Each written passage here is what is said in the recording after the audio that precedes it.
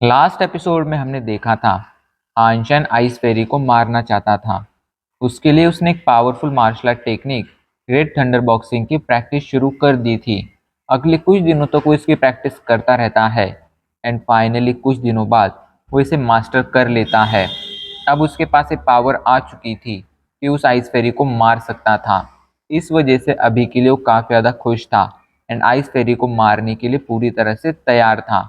अब आगे हाइंशन आइस फेरी को मारने जा ही रहा था, तभी उसके पास जुयू आती है जो हंसते हुए कहती है, आखिर तुम एक किस तरह की बेकार सी मार्शल आर्ट टेक्निक की प्रैक्टिस कर रहे हो। ये बस पावरफुल नॉइज क्रिएट कर सकती है जिससे लोगों को डरा सकती है, बाकी इसमें कोई डिस्ट्रक्टिव फोर्स नहीं है। अगर तुम चाहो तो मैं तुम्हें अपनी रियल स्किल सिखा सकती हूँ जो तुम्हें बहुत ज़्यादा पावरफुल बना देंगी। लेकिन हाइंशन मना करते हुए कहता है, मुझे तुम्हारी रियल स्किल्स सीखने में कोई इंटरेस्ट नहीं है। ये कहकर वो वहाँ से जाने लगता है एंड वहाँ से शेल्टर से बाहर आ जाता है। अभी के लिए ब्लैक डेजर्ट में था एंड वॉर एंजल के साथ वहाँ पर घूम रहा था। वो लगातार आइस फेरी की तलाश कर रहा था। तभी अचानक से आइस फेरी उस पर हमला कर देती है। हमला बहुत ज़्यादा पावरफुल था और अचानक से हुआ था, लेकिन वॉर एंजल बीच में आकर उस हमले को ब्लॉक कर देती है। वहीं हांशन वहाँ से भागना शुरू कर देता है एंड वॉर एंजल से कहता है कि इसे डिस्ट्रैक्ट करते हुए शेल्टर से दूर डेजर्ट के बीचों बीच लेकर आओ एंड वॉर एंजल भी इस काम पर लग जाती है। हांशन अभी के लिए आइस फेरी को इस जगह पर इसलिए नहीं मार रहा था क्योंकि आइस फेरी को मारने के लिए उसे अपना सुपर आर्मर पहनना पड़ता। लेकिन अगर वो यहाँ पर अपना सुपर आर्मर पहन लेता तो जुयू उसे उस सुपर आर्मर में देख लेती एंड वक्त आने पर यह पहचान जाती कि हांशन और कॉइन दोनों एक ही हैं। हांशन ने रिस्क नहीं ले सकता था, इसलिए उसने डिसाइड किया था कि वो आइस फेरी को डेजर्ट के बीचों बीच ले जाकर मारेगा। यही सोचकर वो लगातार भागना जारी रखता है। वॉर एंजल भी अपने काम पर लगी रहती है एंड आइस फेरी को डिस्ट्रैक्ट करते हुए उस जगह पर ले जाने लगती है जहां पर उसे आइस फेरी को लाने का ऑर्डर दिया गया था। उस जगह पर पहुंचते ही उसे वहां पर हांशन मिल जाता है जो पहले से ही फाइट के लिए रेडी था। हांशन और वॉर एंजल साथ मिलकर अब आइस फेरी से फाइट करने लगते हैं। आइस फेरी बहुत सारे हमले करती है, लेकिन इसके बावजूद एक भी हमला हांशन तक नहीं पहुंच पाता है क्योंकि वॉर एंजल बीच में आकर उसके सारे के सारे हमले ब्लॉक कर देती थी। ये देखकर आइस फेरी अपना दिमाग लगाती है। वो एक साथ कई सारे हमले वॉर एंजल पर कर देती है, जिससे वॉर एंजल उनमें उलझ जाती है। इसी मौके का फ़ायदा उठाकर आइस फेरी जल्दी से हांशन की तरफ आगे बढ़ना शुरू कर देती है। पर हांशन भी अब रेडी था। वो भी इसी पल का इंतज़ार कर रहा था। वो जल्दी से अपने बॉडी के अंदर लाइटनिंग एनर्जी फ्लो करता है जो अब उसके हाथों पर आकर इकट्ठा हो जाती है, जिससे हांशन एक जोरदार पंच रेडी करता है।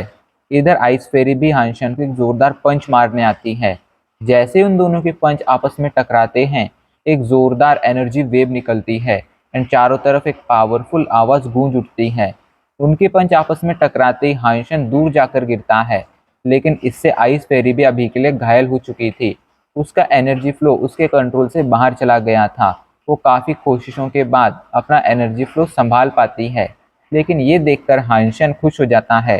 वो जल्दी से वॉर एंजल को आइस फेरी पर हमला करने का ऑर्डर देता है क्योंकि हाल फिलहाल में आइस फेरी हद से ज़्यादा घायल थी।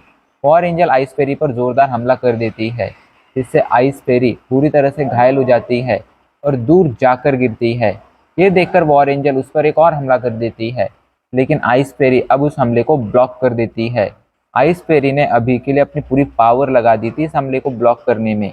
इधर हांशन अभी के लिए बहुत ज़्यादा घायल था। असल में उसने ग्रेट थंडर बॉक्सिंग का यूज़ करने में अपनी सारी पावर लगा दी थी। ऐसे में उसकी बॉडी में अब बिल्कुल भी पावर नहीं थी, इसलिए वो वहाँ से भागने का डिसीजन लेता है क्योंकि अगर गलती से भी अभी हाल फिलहाल आइस फेरी उस पर हमला कर देती तो हांशन के लिए अपनी जान बचाना बहुत ज़्यादा मुश्किल हो जाता। इधर वॉर एंजल अभी के लिए आइस फेरी को मारने की पूरी कोशिश कर रही थी, लेकिन आइस फेरी ने अपने चारों तरफ आइस की एक पावरफुल लेयर बना ली थी जिसे वॉर एंजल भी नहीं तोड़ पा रही थी। तभी आइस फेरी देखती है कि हांशन वहां से भाग रहा है एंड वो हांशन के पीछे पड़ जाती है। ये देखकर हांशन की घिघी बन जाती है। वो बचकर भागना चाहता था, लेकिन उसकी स्पीड अभी के लिए बहुत ही स्लो थी। ऐसे में उसे मजबूरी में अपना ड्रैगन स्पीयर बाहर निकालना ही पड़ता है। ड्रैगन स्पीयर बाहर निकालकर हांशन आइस फेरी के हमले को ब्लॉक करने की कोशिश करता है। कुछ हद तक उस हमले को ब्लॉक कर भी देता है, लेकिन तभी आइस फेरी एक अजीब सा टर्न लेती है एंड वो भाले के नीचे से होते हुए सीधा हाइंशन से आकर टकरा जाती है, जिससे हाइंशन की बॉडी के ऊपर अभी के लिए आइस की एक लेयर बन चुकी थी एंड हाइंशन बुरी तरह से घायल हो चुका था। आइस फेरी अभी भी नहीं रुकना चाहती थी, वो हाइंशन को मारना चाहती थी, लेकिन तभी वहां पर वॉर एंजल आ जाती है, जो आइस फेरी पर हमला कर कर उसे और ज़्यादा घायल कर देती है। आइस फेरी की हालत अब बद से बदतर हो गई थी, लेकिन वो अभी भी हार मानने के लिए तैयार नहीं थी। वो अपनी पूरी पावर लगाकर उठती है एंड वहां से भागना शुरू कर देती है। ये देखकर हाइंशन वॉर एंजल को ऑर्डर देता है कि तुम मेरे साथ आओ, हमें साथ में जाकर उसे मारना होगा। एंड ये कहकर वो वॉर एंजल के साथ आइस फेरी का पीछा करना शुरू कर देता है। वो किसी भी हालत में अभी के लिए आइस फेरी को मारना चाहता था। इधर आइस फेरी वहां से भागते भागते बैम्बू फॉरेस्ट में आ जाती है एंड आइस पूल की तरफ आगे बढ़ना शुरू कर देती है। आइंस्टाइन और वॉर एंजल भी कुछ ही पलों में वहां पर पहुंच गए थे। आइंस्टाइन जानता था कि वो आइस पूल बहुत ज़्यादा मिस्टीरियस है। ऐसे में ये हो सकता था कि अगर एक बार आइस फेरी वहां पर पहुंच जाती तो ये लोग उसे नहीं मार पाते। इसलिए वॉर एंजल के साथ मिलकर आइंस्टाइन आइस फेरी को वहां पहुंचने से पहले ही रोकना चाहता था, लेकिन वो इसमें कामयाब नहीं होता है, क्योंकि आइस फेरी उससे बहुत पहले ही यहाँ पर पहुंच गई थी। वो वहां पहुंचती ही आइस पूल के अंदर चली जाती है। जब हाइंशन और वॉर एंजल वहां पर पहुंचते हैं तो उन्हें आइस फेरी कहीं भी दिखाई नहीं पड़ती है, जिससे हाइंशन समझ जाता है कि आइस फेरी पूल के अंदर चली गई है एंड वो वॉर एंजल को पूल के अंदर जाने का ऑर्डर देता है। हाँ, वो चाहता तो अपनी आइस जेट स्किन का यूज़ कर कर खुद पानी के अंदर जाकर आइस फेरी को मारने की कोशिश कर सकता था, लेकिन अभी के लिए वो खुद बहुत बुरी तरह से घायल था। ऐसे में उसने बेवकूफ़ी नहीं की थी। इधर वॉर एंजल पानी के अंदर जाकर आइस फेरी पर हमला करने लगती है। कुछ हमले कामयाब भी होते हैं, लेकिन तभी हाइंशन देखता है कि अचानक से वॉर एंजल के सभी हमले रुक गए हैं। वो हमला तो कर रही थी, लेकिन उनका आइस फेरी पर कोई इफेक्ट नहीं हो रहा था। आखिर ऐसा क्यों हो रहा था, ये हाइंशन को स्टार्टिंग में समझ नहीं आता है, लेकिन जब वो जल्दी से अपने मिस्टीरियस मंत्रा के ऑरा को एक्टिवेट कर कर आसपास की चीज़ों को ऑब्जर्व करता है तो उसे समझ आता है कि पानी के अंदर अभी के लिए एक शेल है एंड उसी शेल के अंदर वो आइस फेरी जा चुकी हैं। वो अभी के लिए उस शेल के अंदर पूरी तरह से सेफ है, क्योंकि वो शेल बहुत ज़्यादा पावरफुल और हार्ड है, उसे तोड़ना लगभग नामुमकिन है। वॉर एंजल लगातार उस पर हमले किए जा रही थी, लेकिन उन हमलों का उस शेल पर कुछ खास फायदा नहीं हो रहा था। ये देखकर हाइंशन कहता है, वॉर एंजल हमले करना बंद करो और उस शेल को पानी के बाहर लेकर आओ, मेरे पास लेकर आओ। तो वॉर एंजल बिल्कुल वैसा ही करती है एंड उस शेल को पानी के ऊपर लाकर हाइंशन के हाथों में सौंप देती है। हाइंशन उस शेल को ध्यान से देखने लगता है और अभी के लिए ध्यान से ऑब्जर्व कर रहा था। उसे समझ नहीं आ रहा था कि आखिर ये किस तरह का ट्रेजर था जिसे अभी के लिए वॉर एंजल भी नहीं तोड़ पा रही थी। ये तो साफ साफ यही बताता था कि ये ट्रेजर बहुत ही ज़्यादा पावरफुल है। हाइंशन वॉर एंजल के साथ मिलकर इसे तोड़ने की बहुत कोशिश करता है। दोनों ही अभी के लिए अपनी पूरी पावर लगाकर इसे तोड़ने की कोशिश कर रहे थे, लेकिन उनके हमलों का इस पर कुछ खास फायदा नहीं हो रहा था। यहाँ तक कि उनके हमलों से तो इस पर एक खरोंच तक नहीं आई थी।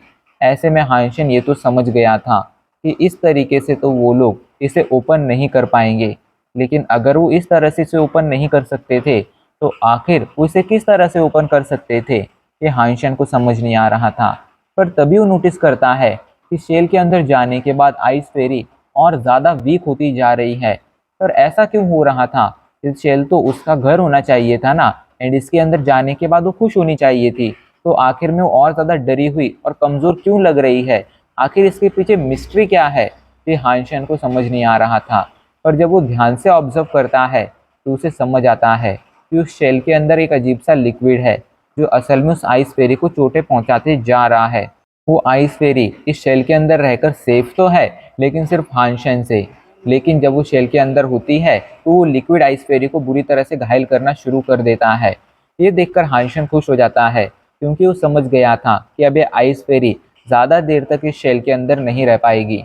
हाइंशन उसे ये भी कहता है कि इसके अंदर रहना तुम्हारी बेवकूफ़ी है। तुम्हारी जगह अगर मैं होता तो लड़कर मरना पसंद करता, ना कि इस तरह किसी शेल में कैद होकर मरना। लेकिन आइस फेरी इतना सब सुनने के बाद भी उस शेल के अंदर से बाहर नहीं आती है, बल्कि अब वो हाइंशन की तरफ देखना बंद कर देती है। ये देखकर हाइंशन इतना समझ गया था कि आइस फेरी अभी हाल फिलहाल तो उस शेल के अंदर से बाहर नहीं आएगी। इसलिए हाइंशन उस शेल को वॉर एंजल को सौंप देता है एंड उससे कहता है कि इस पर नज़र रखो एंड जैसी आइस फेरी इससे बाहर आती है उसे तुरंत मार देना। ये कहकर हाइंशन अब आसमान की तरफ देखते हुए कहता है, अब वक्त आ गया है जूयू को शेल्टर से बाहर ले जाने का। अब हम लोग इस डेजर्ट से बाहर निकल सकते हैं। एंड ये सोचकर हाइंशन अभी के लिए बहुत ज़्यादा खुश हो गया था। वो इस शेल्टर में रह रहकर परेशान हो चुका था और फाइनली अब उसके पास मौका था इस शेल्टर से भागने का। अगले दिन ही वो लोग अपने सफ़र पर निकल पड़ते हैं।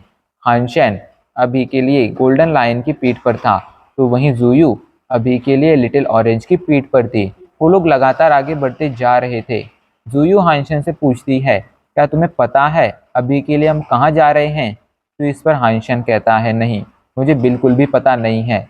एंड ये सुनकर जूयू को गुस्सा आ जाता है, क्योंकि वो पिछले काफ़ी दिनों से लगातार आगे बढ़ते जा रहे थे, लेकिन इसके बावजूद वो लोग अभी तक कहीं पहुंचे नहीं थे। ऐसा लग रहा था कि वो बस डेजर्ट के अंदर आगे बढ़ते जा रहे हैं एंड वो भी किस डायरेक्शन में, ये उन्हें खुद समझ नहीं आ रहा था।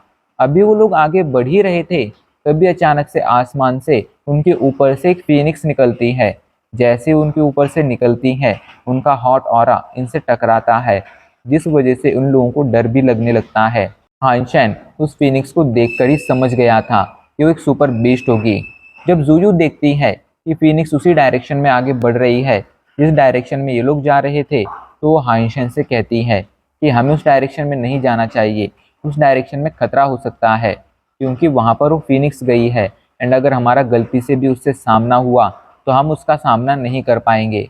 लेकिन हाइंशन कहता है कि अगर हम अपनी डायरेक्शन चेंज करेंगे तो फिर मुझे भी नहीं पता है कि हम कहाँ पहुँच जाएंगे एंड हमें कहाँ जाना है। एंड वैसे भी वो बड़ी सी फीनिक्स हम में बिल्कुल भी इंटरेस्टेड नहीं लग रही थी, इसलिए अच्छा यही होगा कि हम इसी डायरेक्शन में आगे बढ़ना जारी रखें। सूयू मना तो करना चाहती थी, लेकिन अब उसके पास और कोई चारा भी नहीं था। वो हाइंशन को छोड़कर यहाँ से जा भी नहीं सकती थी। ऐसे में उसे हाइंशन के साथ आगे बढ़ना ही पड़ता है। आगे बढ़ते बढ़ते रात हो जाती है एंड हाइंशन एक टेंट सेट करता है। लेकिन जब जूयू देखती है कि हाइंशन ने एक ही टेंट सेट किया है, तो वो गुस्से में कहती है, आखिर तुमने एक ही टेंट क्यों सेट किया है? मैं कहाँ पर सोऊंगी? तो इस पर हाइंशन कहता है, अगर तुम चाहो तो टेंट के अंदर आकर सो सकती हो, वरना बाहर भी सो सकती हो, मुझे इससे कोई प्रॉब्लम नहीं होगी। हाइंशन के पास एक ही टेंट था, ऐसे में वो एक ही टेंट सेट कर सकता था। वो दो टेंट थोड़ी लेकर आया था जो वहाँ पर जूयू के लिए एक अलग से टेंट लगा था। जूयू का अभी के लिए हाइंशन पर बहुत ज़्यादा गुस्सा आ रहा था, लेकिन और कोई रास्ता भी नहीं था। ऐसे में वो दोनों उस टेंट के अंदर सो जाते हैं। जब जूयू लेटी थी तब उसके मन में लगातार अजीब अजीब से ख्याल आ रहे थे। उसे ऐसा लग रहा था कि हाइंशन ज़रूर उसका यहाँ पर गलत फ़ायदा उठाने की कोशिश कर सकता है। वो हाइंशन को वॉर्न भी करती है, अगर तुमने मेरे साथ कुछ करने की कोशिश की तो मैं तुम्हें ज़िंदा नहीं छोड़ूंगी। लेकिन हाइंशन हंसते हुए कह देता है, मुझे तुम में बिल्कुल भी इंटरेस्ट नहीं है। पर यह सुनकर जूयू चिढ़ जाती है।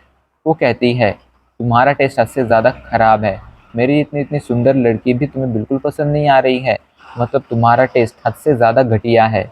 लेकिन हाइंशन उसकी बातों पर बिल्कुल भी ध्यान नहीं देता है। जूयू उससे एज में बहुत छोटी थी, ऐसे में हाइंशन को उसमें बिल्कुल भी इंटरेस्ट नहीं था। हाइंशन अभी के लिए जूयू से ज़्यादा बातें नहीं करना चाहता था, इसलिए अब वो वहाँ पर चुपचाप सो जाता है। लेकिन जूयू उसे सोने नहीं देती है, वो उसे लगातार परेशान करना जारी रखती है। ये देखकर हाइंशन जल्दी से अपने आप शर्ट उतारता है एंड जूयू को वहाँ पर लेटा देता है, जिसके बाद वो कहता है कि चुपचाप बकवास करना बंद करो, वरना तुम्हारे साथ जो भी होगा उसकी रिस्पॉन्सिबल तुम होगे। ये सुनकर जूयू चुप हो जाती है। तभी वो देखती है हाइंशन ने अपने हाथों में एक रिंग पहन रखी है, जो कुछ और नहीं बल्कि एंगेजमेंट रिंग थी। एंड ये देखकर जूयू को बुरा लगने लगता है। वो मन ही मन कहती है, ऐसा मेरे साथ ही हमेशा क्यों होता है? हमेशा अच्छे लोगों को कोई और लेकर चला जाता है। हाँ, वो स्टार्टिंग में हाइंशन को पसंद नहीं करती थी, लेकिन पिछले कुछ दिनों से जब से वो हाइंशन के साथ थी, तो हाइंशन के ऑरा, उसके कैरेक्टर और उसकी थिंकिंग ने जूयू को बुरी तरह से इन्फ्लुएंस किया था। वो हाइंशन को पसंद करने लगी थी, लेकिन वो इस बारे में हाइंशन को कभी नहीं बताना चाहती थी एंड उसने इस बारे में हाइंशन को बताया भी नहीं था। पर जब आज उसने हाइंशन के हाथों में वो एंगेजमेंट रिंग देखी थी, तो उसे बुरा लगने लगा था। एंड ये बहुत ही ऑब्वियस सी बात थी। हानशन उससे पूछता है कि आखिर अभी तुमने क्या कहा, लेकिन जुयू कुछ नहीं कहती है। तभी अचानक से हानशन उसका मुंह बंद कर देता है एंड कहता है कि चुप रहो। ये सुनकर जुयू को ऐसा लगता है कि हानशन उसका गलत फायदा उठाने की कोशिश कर रहा है। वो मन ही मन कहती है, मुझे क्या करना चाहिए? मुझे इसे लात मारकर दूर कर देना चाहिए, लेकिन मैं ऐसा कैसे कर सकती हूँ? मैं तो एक बहुत ही मासूम सी और नाजुक सी लड़की हूँ। ऐसे में तो मैं इससे फाइट भी नहीं कर सकती हूँ। ये बहुत ज़्यादा पावरफुल है। ऐसे में मैं इसे अपने से दूर कैसे कर सकती हूँ? लेकिन जब थोड़ी देर तक भी कुछ नहीं होता है, तब जुयू शॉक हो जाती है। उसे समझ नहीं आता है कि आखिर चल क्या रहा है। तभी अचानक से हाइंशन उठता है एंड बाहर देखने लगता है। जुयू पूछती है क्या हुआ, लेकिन तभी हाइंशन उसे चुप रहने के लिए कहता है एंड बाहर झांकना जारी रखता है। हाइंशन को अभी के लिए अपनी मिस्टीरियस मंत्रा से चारों तरफ एक पावरफुल ऑरा फील हो रहा था, इसलिए उसने जुयू को चुप रहने के लिए कहा था। एंड अब इसी के साथ हमारा एपिसोड आज यहीं पर खत्म हो जाता है।